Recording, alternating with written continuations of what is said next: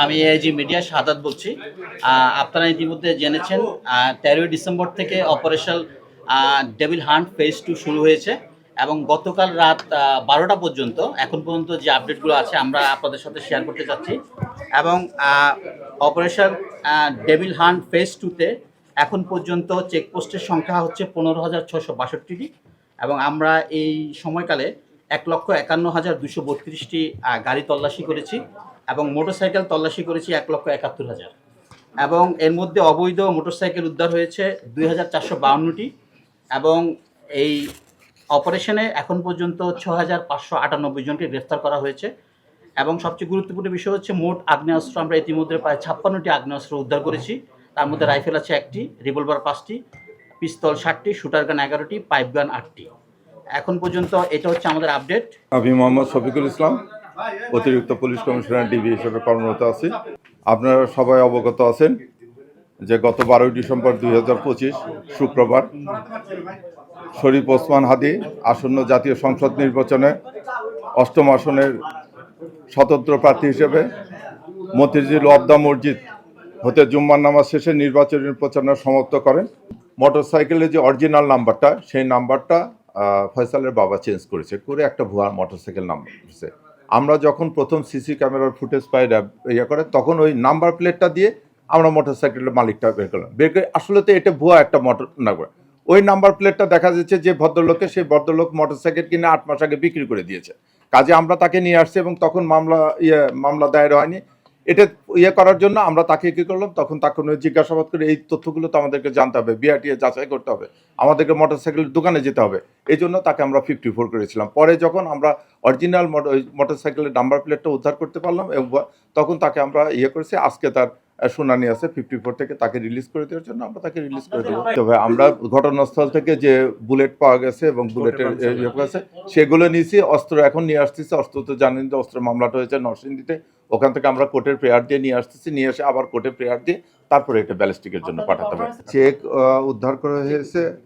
Check যেগুলো উদ্ধার করা হয়েছে কিছু সংখ্যক দেখা যাচ্ছে যে বিভিন্ন ব্যক্তির নামে চেক, এগুলো সাইন করা এবং অ্যামাউন্ট বসায়। এটা পাওয়া গেছে কত, না না না, এগুলো চেক জাস্ট বইয়ের ভিতরেও সিগনেচার করে রেখে গেছে, ডেট ছাড়া কোনো টাকা অ্যাকাউন্টে টাকা না।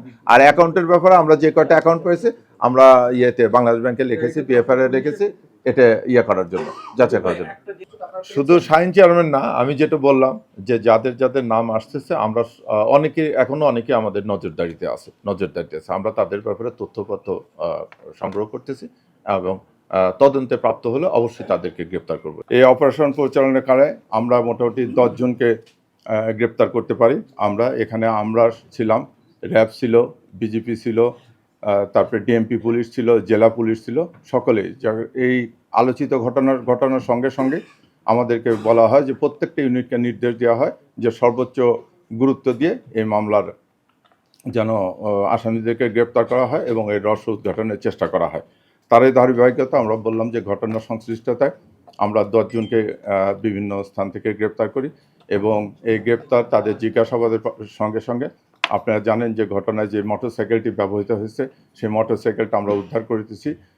ঘটনায় যে গান দিয়ে শ্যুট করা হয়েছে সেই গান উদ্ধার করা হয়েছে, গানসহ আরও 3টি গান উদ্ধার করা হয়েছে। তাছাড়া গুলি এবং আরও কিছু ডকুমেন্ট জব্দ করেছে, কিছু ব্যাংকের চেক জব্দ করা হয়েছে, ওদের পাসপোর্ট জব্দ করা হয়েছে, মোবাইল ফোন সহ অন্য আলামত জব্দ করা হয়েছে। এখন মামলাটি তদন্তাধীন।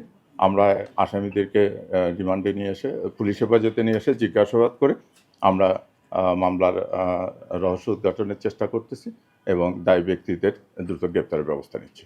সফলতা ব্যর্থতা ওভারঅল এটা আপনারা বলতে পারবেন ব্যর্থতা আছে কিনা। আমরা আমাদের কিন্তু সর্বোচ্চ প্রচেষ্টা অব্যাহত রেখেছি। আমাদের প্রত্যেকটা আইন শৃঙ্খলা বাহিনীর যে অর্গানগুলো, আমাদের পুলিশ পুলিশ হেডকোয়ার্টার্স, তারপরে ডিএমপি, ডিএমপি, বিজিবি, যেহেতু বর্ডার ক্রস করার প্রশ্ন আছে, সেই জায়গায় আমরা প্রথম থেকেই আমরা বিজিবিকে আমরা ইনগেজ করেছি, উনি ব্রিফ করেছেন আপনাদেরকে। সাথে সাথে র্যাব আছে। এইটা এখন যে কোনো একটা ঘটনা ঘটে এবং এইটা অনেক সময় দ্রুততার সাথে সাথে গ্রেপ্তার করতে আমরা সক্ষম হই, অনেক সময় ইট টেক্স টাইম। তো এই আপনাদেরকে আমি অনুরোধ করব যে এই ক্ষেত্রে আমাদের প্রচেষ্টার কোনো ঘাটতি আছে কিনা এটা আপনারা যদি মূল্যায়ন করেন আমাদের উপর সুবিচার করা হবে। এইটা আমরা আমাদের তদন্ত সংস্থা ডিবি তারা ইয়ে করেছে, আমরা এখনো এরকম কোনো ক্লিয়ার কোনো ইয়েতে আসতে পারিনি। এই বিষয়গুলো আমরা পুরো তদন্তটা কনক্লুড করলেই তখন আপনাদের যারা এরকম গুজব ছড়াচ্ছে আমরা তাদের বিরুদ্ধে অবশ্যই ব্যবস্থা নিব। এটা আমাদের ইয়েতে মাথায় আছে।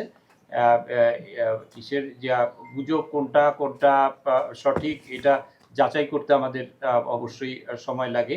তো এটা আমাদের বিভ্রান্ত করার জন্য এ ধরনের গুজব আছে, তো এগুলো আমরা তাদের বিরুদ্ধে ব্যবস্থা